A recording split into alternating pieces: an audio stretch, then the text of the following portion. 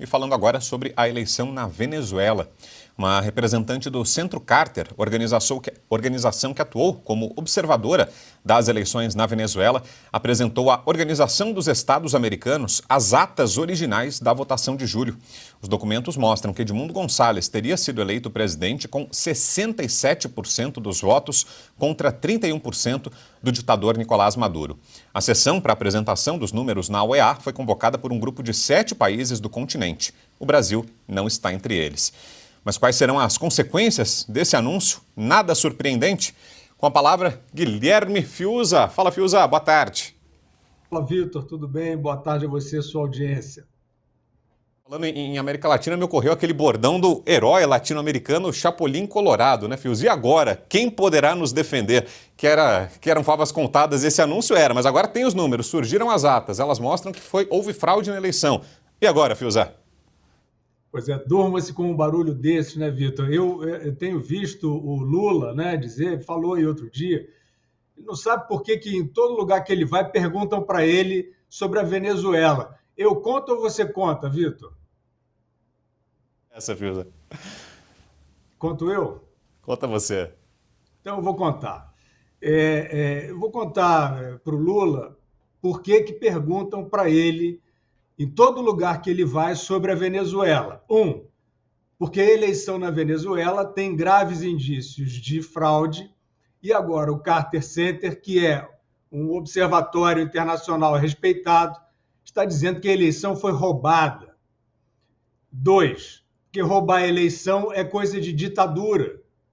E o Lula diz que a Venezuela é um excesso de democracia ou, no máximo, um regime desagradável. Né?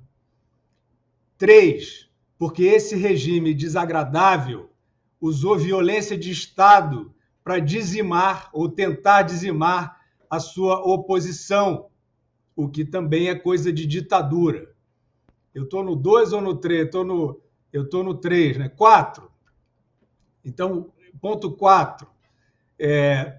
Esta ditadura foi financiada com dinheiro do contribuinte brasileiro pelas mãos do Lula, quando era presidente e seus aliados. Esse Lula que fica perguntando por que querem falar de Venezuela com ele em todo lugar que ele vai. E 5, por que perguntam para o Lula o tempo todo sobre a Venezuela? Porque Maduro foi eleito sem povo na rua, que nem o Lula. E agora surge um quadro de auditagem independente e com credibilidade da eleição, dizendo que a eleição foi roubada. E a auditagem, Vitor, era o que o povo brasileiro, aquele que sim aparece, é visível nas ruas, frequentemente de verde e amarelo, era o que esse povo queria nas eleições de 2022 e não obteve.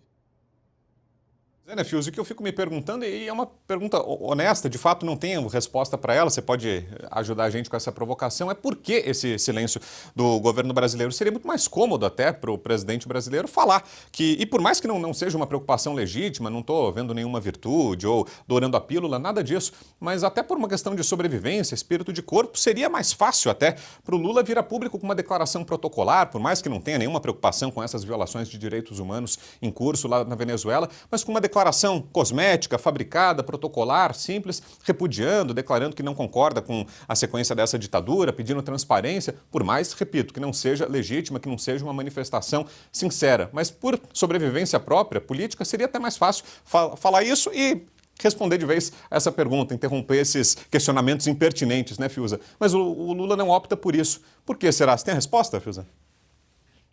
Eu acho que tenho, porque a cara de pau tem limite até para os mais caras de pau, né? Então, o Lula é parte disso, né? O Lula é parte de tudo isso, é parte dessa história.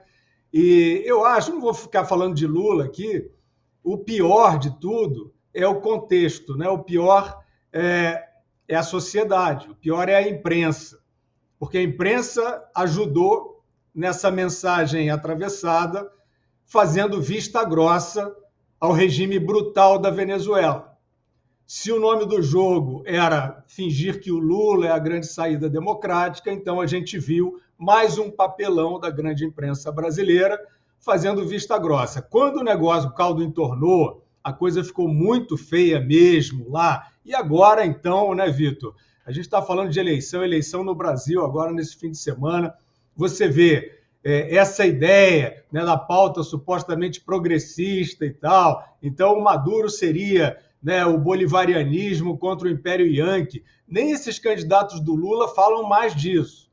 E a imprensa e outros setores da sociedade, mas principalmente o que se chamava de grande imprensa, é parceira disso, é sócia disso, porque ficou fazendo vista grossa, né, fingindo que não havia uma migração em massa de venezuelanos para o Brasil, para poder sustentar essa ideia do Lula, do PT, como uma alternativa democrática, sendo que são parceiros, são sócios históricos, aliados históricos desse regime obscurantista.